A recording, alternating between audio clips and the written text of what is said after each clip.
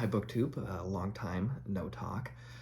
I don't know that this video will see the light of day. It depends if I'm too rusty and if I'm too awkward, then it won't.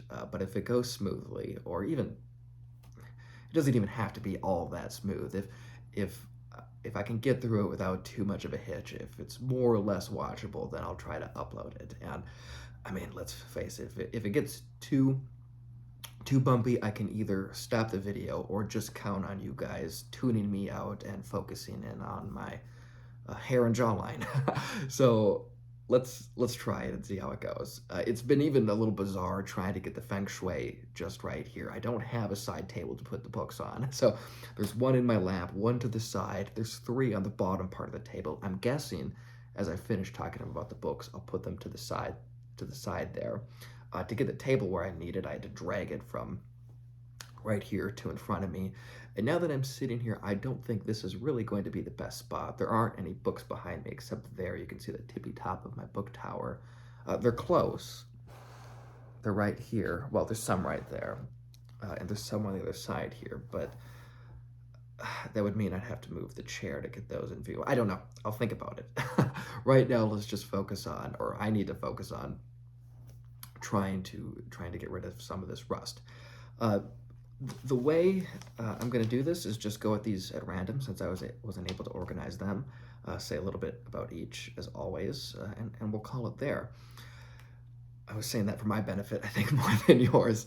This last Sunday, and this is what these are from, I was fighting the Sunday Scary, so I went for a long walk around the lake, and then I went to a independent bookstore near me called Majors and Quinn here in Minneapolis, and I went back to their markdown section, which is always where I start. When you walk in the bookstore at first, in the front on tables, and I think these might be the only books that are actually on tables, are new releases. And then to your right are graphic novels, I think. I'm not really ever over there. I don't read graphic novels and manga. And then there's architecture books, art books. A little further back, there's current events and some history, and then there's World War II books and local history, and there's a whole section dedicated just to naval history, which is wonderful. And then you go a little further back, and that's where all the fiction is. To the left of the fiction, on the other side of the wall, is philosophy, theology, religion, things like that. You go further back, and then that's where mystery, science fiction, fantasy, horror, essay collections, biology, astronomy, the sciences are back there, economics is to the left, and then at the very back is children's books, the buying counter, and then something like 5 bookshelves for the markdowns, and I always go straight back and just beeline to the markdown section. And I always seem to find really great stuff there, and I did this time as well. And I found one book I was so excited about. I went away from the markdown section, which I try not to do, to see if they had 2 related books by the same author, and they did, so I splurged on those, but we'll get to those by the way I have these set up, probably at the end. And then I had a big bag of books I had to carry from the bottom, otherwise I think the paper bag was going to collapse. I brought them back here, and then I went and got a sandwich at Caffrey's, which is a little sandwich shop, and then I came home and I called it a night. And they had been sitting on the table, like I think I mentioned, for a couple days, and I hadn't put them away because they still had the stickers on them. I just hadn't taken the time to remove them. And then as I was doing that just a few minutes ago, I thought, try making a BookTube video. And so here we are. Now with that massive throat clearing, let's actually get into the books. The first one here is David Halberstam, The Coldest Winter, America and the Korean War. And of course, by war, he means UN police action, right? And this has this absolutely god-awful thin paper. It's almost like there was war rationing going on when they published this, but it was published in 2007. Which I think is the year he died in a car crash while he was researching another book that was sports related, I believe. And I think the point of it is so behind the dust jacket, you can see there's soldiers marching on a ledge here, and then there's a Jeep there, and it's like that all the way around. And then it's called The Coldest Winter. So I think it's supposed to be like, maybe you're looking through a blizzard, but that's the only reason I could think of. But it's really obnoxious, and it will get destroyed if I read it. Well, read the book with this on it. So I'm going to have to remove it, but I'll be very much tempted not to put it back on. The only reason I wouldn't is because there's nothing on here that says the title of the book. And so you can see this spine from a distance is going to be hard to discern exactly what it is. I guess I could make my own cover for it. We'll see. But this I have not read before, and I've never read anything by him at all. I think he has a book on the 50s, if I have that right, that is pretty well regarded, and then another one, and I think he's better known for things he's written about Vietnam. But I have heard a lot of really good things about this, and my understanding and my impression from reading the introduction, the very short introduction, and skimming the chapter titles is that this is more focused on personalities and politics than military actions, or details about military actions, I should say. So that's going to be really interesting. And the Korean War was, of course, a 3-year war. What was it, 50 to 53? Do I have that right? Which is just a blink of the eye compared to the open-ended wars that we have now in the 21st century. And it's on my mind because I am deep in some post-war history right now. I guess you would call it a reading project. But I'm reading a couple general histories of the post-war era. One starts in 45, the other starts in 1950. Then the other goes to 89. The one that starts in 45 goes to 89. The one that starts in 1950 goes to 2017. And I'm sort of, so you can see they're not exactly coterminous in the boundaries that they choose, but there's enough overlap to where I can read them at the same time, and I'm trying that. If you saw my super sexy cameo on Steve's channel a few weeks ago now, I mentioned how a lot of times if I'm reading a general history, I think the example Steve came up with was World War I. So I'm reading a general history on World War I, and I'll go through the chapter on Verdun. Sometimes what I'll do is grab other histories of World War I, go to their chapters on Verdun, read them all side by side, compare them, compare their footnotes. It's so important to compare their footnotes, and see how they talk to each other. And that makes reading a lot of fun for me. It keeps it engaging. And I don't know that I've ever done that with full books, reading them side by side. Maybe I've done it with a treatise on economics. If I did do it with anything, that would be it. But I can't think of one, and I just thought I'd try it. So far, it's very interesting, and I'd like to talk about it more, assuming this isn't just a one-and-done video. But I need to get a little deeper into it to see if that's going to work as a conversation piece. And then, also, I have another post-war general history coming on Monday that I sort of want to work into the mix. I don't have anything going on this weekend, and I have the friends I hang out with the most, they all happen to be out of town for totally different reasons this weekend. So I think I might go to the Minneapolis Central Library, take those with me, and just buckle down and see how far into them I can get. And then, obviously, when that one comes Monday, I'll have to play catch-up with that. I was looking for other general histories of the post-war era, and I wasn't finding a ton. I suspect it's because I was searching on those terms. My guess is, of Europe specifically, my guess is most of those are going to fall more explicitly under the Cold War heading, so we'll have to see. But 3 books on the topic is more than enough for now.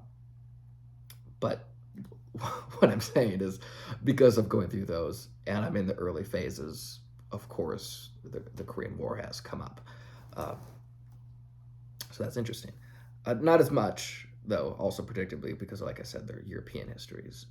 So it's not as emphasized as it would be from something from the American perspective, I guess, despite it being the UN, which was involved. But yeah, let's put a pin in that until I decide if I want or don't want to make a video on them. And move on to the next book, which is The Georgetown Ladies Social Club by David Heyman. That sobriquet was given to them by Ronald Reagan, I think. and them, I should tell you who they are: Catherine Graham, Lorraine Cooper, and Evangeline Bruce. That's not a name you hear much in the 21st century. Pamela Harriman and Sally Quinn. I don't know much about them, only that they existed and a few things I've read in other histories, so I won't be able to go into more detail here. I'll just read the back, which is a piece taken from the author's note or preface at the beginning of the book. It says, this is the story of a group of highly motivated and independent women who all happened to reside in the same place at roughly the same time. They pursued common goals and common interests. Their paths frequently intersected and overlapped. They socialized with many of the same people. They were all married to well-educated, successful, power-driven men whose careers in almost every instance took precedence over the careers of their wives. Marriage and children aside, these women were bound together not only by their hard-won success and victories, but by their losses and defeats. Little platitudinous, but at the center of each of their lives, can be found secrets so deep and dark that they threaten to destroy everything these women worked so long and diligently to achieve. What these Georgetown ladies ultimately share is their ability to maintain a public pose, to protect the image they sought to create, no matter what the cost, no matter what the burden. Richard Nixon, brought down by one of them, referred to all as a shadow conspiracy of women. The description is biased but apt. The ladies in question emerged from the shadows into the light. Their parties, their personalities, and their presence forged change and lent shape to the human drama of the 20th century and are still being felt in the 21st. So, I know of this book. I swear I've heard somebody talk about it somewhere. If it was on BookTube, I think it would have had to have been Steve Donahue. I don't know who else would bring it up, but maybe it wasn't. I don't know why I know this, but I do. But again, I don't know the details. But I'm always in for political history, if you don't know, and you might not, no matter how niche. So really glad to have this. I don't have any clue when I'll get to it, but I will. And then next year, onto something completely different. Great Monty Python segue. This is the Friendly Shakespeare, thoroughly painless guide to the best of the bard by Nori Epstein.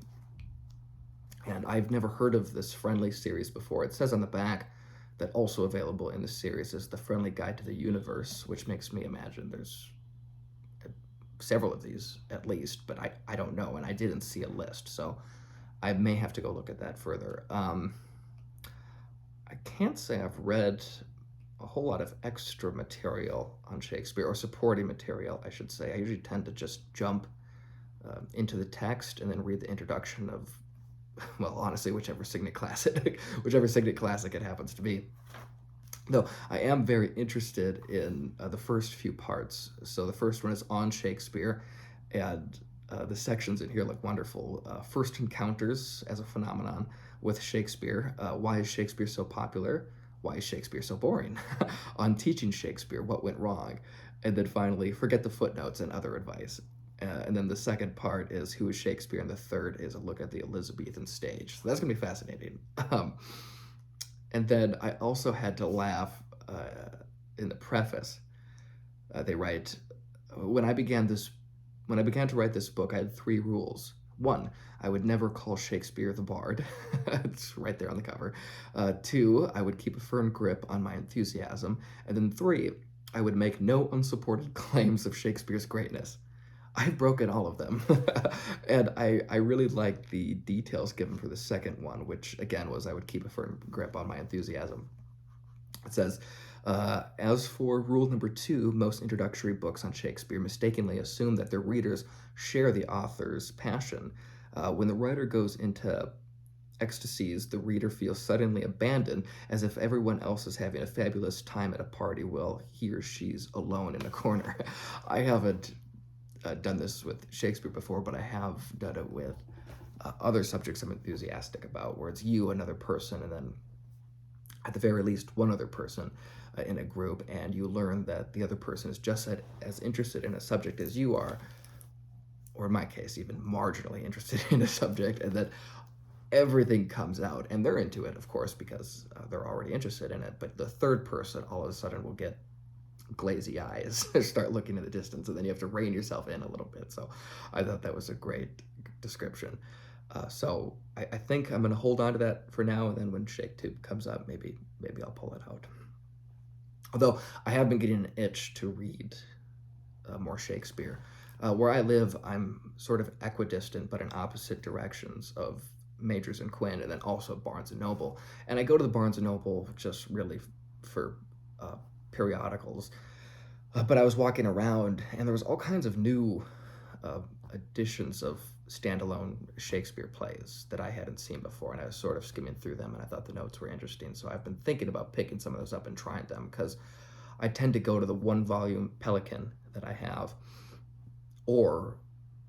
and only the Signet versions. I don't really think I've ever gone to anything else unless it was for school. So I saw those. I wanted to try them, and so I've got an itch slightly to read them. We'll see.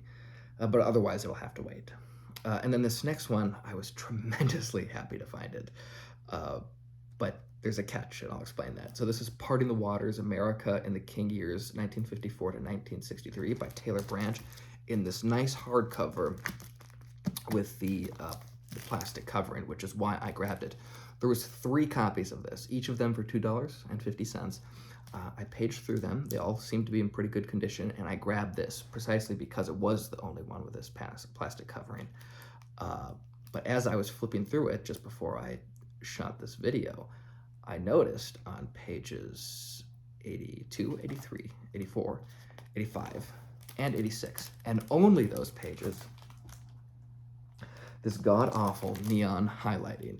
I have to assume that whoever did this is at the bottom of the Mississippi where they belong, but what's so strange to me, and why I didn't notice it when I was first just giving the books a cursory look over to make sure they were in okay shape, is that those are the only pages they're on, and I don't know why that would be, why they got 80 pages in without having highlighted anything before, and I double and triple check, and then nothing after that. Did they knock it further in the book? Was that all they found interesting? I'd find that very hard to believe with this book, but either way, because it's so cheap, and I know there's other volumes there, I think I'm going to go back probably tomorrow on my way to and from the gym, or from the gym, I don't know, and I'll pick up one of the other volumes because they're so cheap, bring it back, switch out the hardcovers, and then this one I'll put in my to-go pile. I have a box that has books I'm not keeping, and then whenever it gets full up, I take it either to Majors and Quinn or Half Price Books, and I sell them, so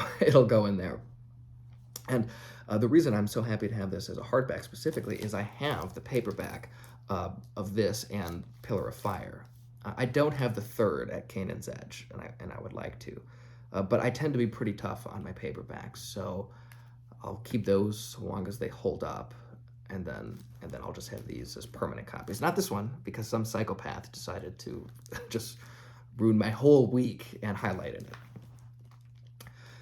it. So that was that. Again, there are other copies there, so I should be just fine. And then we'll end with the final 3 books, which are on the bottom shelf of the table here, because I still don't know how I'm going to deal with setup here. I need maybe another end table, but I don't actually need another end table, so we'll see. The book that I found, anyhow, moving on, the book that I found in the Markdown section was The Birth of the Messiah by Raymond Brown, and then the 2 that I went to look for, because every time I've searched for these online, they're so expensive, and because this was a reasonable price, I figured the other ones wouldn't be insane either. I had to go look, and they were there, though in paperback, and then it's the 2 volumes of The Death of the Messiah. Okay, that's a bad glare. Okay, that's okay. I'm worried that the spot might not totally work, because the windows are right there. I love my windows, but if every time I hold up a book with even a slightly glossy cover, it's going to do that, this is going to be trouble, but it looks like I found an angle that was okay. Anyway, you guys probably know him from his introduction to the New Testament, which I have back in the cabinet. That sounds weird. There's 2 cabinets when you go into my kitchen, and they have glass, so they're facing away from the kitchen, and they're on either side. It's a narrow thing, and they're on either side of it, facing out with glass doors. And I just sort of ran out of bookshelf space, so I put all the mass markets into one, and they fit just about perfectly. So that was wonderful. And then on the other side is where I put all the religious books that I have. So Bibles, Qurans, Torahs, whatever. They're all in there, and then anything associated. Ideally, what I would like to happen is to find a 3-shelf bookcase, and that will be for all the religion-related books, because then you can use the top as a 4th shelf, and I think that'll be more than enough space. And then both of those cabinets will become mass market holding areas. They're clearly meant for wine bottles and porcelain and whatever, but I use them for books. And then I need one more bookcase that's full-sized, and that will be for just general fiction, because those are all over the place, even stacked the wrong way, as you can see. Okay, you can start to see the top of them here. Do you see how they're stacked like that, some of them? And that's just not going to work. That's not how you should keep books. So that's what I need yet. So anyhow, yeah, that's where Raymond Brown's introduction to the New Testament is. And I haven't read these. I have read that. I have not read these. So I have a feeling that after I get through this, whatever I'm doing with the post-war period history reading, I don't even know what. I don't think anything prompted it. I think just a few nights ago I decided to start it. I may be spending a lot of time with the New Testament. Anyhow, this 2-volume set, just to talk about them briefly to the extent that I can. And Raymond Brown is wonderful. I'm going to be interested to see how these compare to, for example, some stuff Joseph Ratzinger, Pope Benedict, has written, because they differed. Although they met and conversed and had a lot of respect for each other. I know in the 80s, specifically, a while ago, I was just reading about Raymond Brown for the heck of it. I know in the 80s, for example, they were at a conference together, and someone was there and commenting on how interesting it was to see these people who disagreed quite a bit on some specifics, both be clearly very engaged with each other. That was fascinating. So the 80s, I think Raymond Brown died in the late 90s, if I'm not mistaken, and then Benedict, obviously, went on to become Pope. But this first 2-volume set, is the death of the Messiah. And so it's going to be from his arrest. Yeah, okay, it says on the cover. I was going to go to the chapters. From the Gethsemane, which is a garden, to the grave. But let's look at the parts, because I always love the introductions to the first parts to Raymond Brown's books, because they're, I guess maybe you would call it a bit of historiography. So this goes from the introduction, which has exactly what I mean, the perspective of this commentary, general gospel issues pertinent to the passion narratives, and then a general bibliography. And that's the first 100 pages. The introduction is the first 100 pages. And then Act 1 is Jesus prays and is arrested in the Gethsemane on the Mount of Olives, across from Kidron. And so the Gethsemane, the garden, is at the bottom of the Mount of Olives. And then this volume 1 ends with Jesus before Pilate, the Roman governor, if you didn't know. And then part 2, quite large, obviously, but still smaller than the first, will go from there to the burial, I would assume. Jesus is crucified and dies, blah, blah, blah, and then ends with Jesus is buried. Yes, exactly. Okay, so that's going to be just wonderful and time-consuming. And while I was at Majors and Quinn, and I saw these, I was actually looking for editions of the Bible that I don't own. And oddly enough, there wasn't the selection that I wanted, so I may have to poke in again this weekend, or go to 1 or 2 other places and take a look.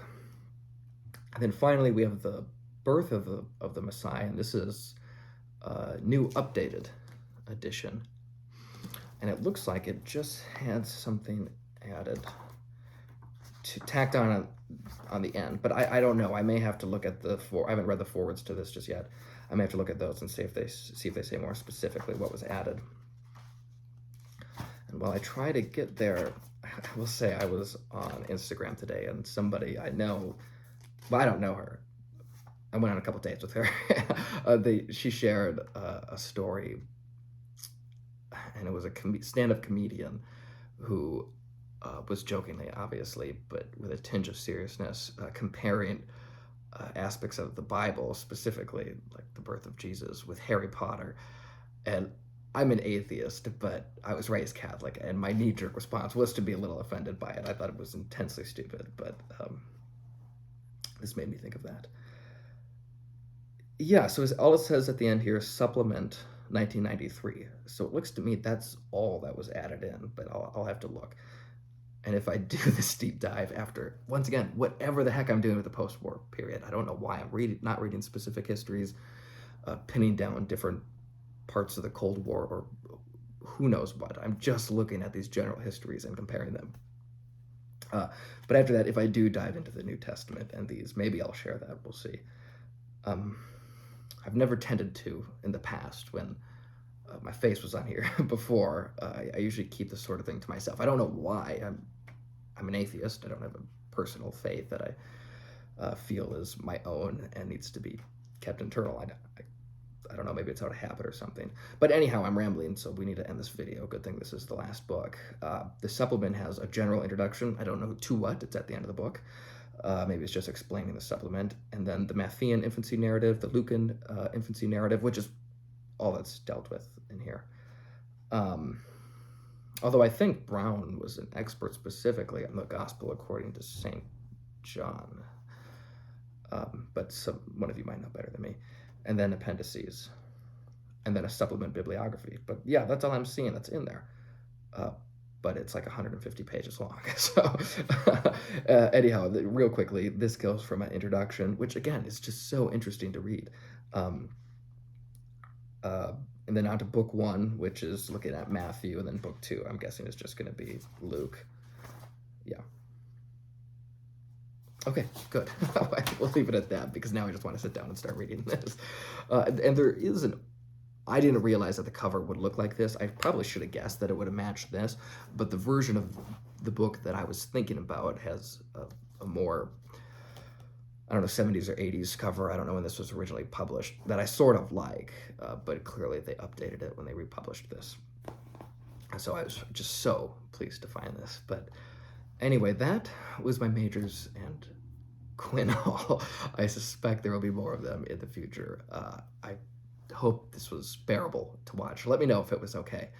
I do have one more idea for a video. I'm going to try to shoot that now. And then I think I'll post these. And if you like them, we'll go on. But we'll deal with that when we get there. Okay, thanks, BookTube.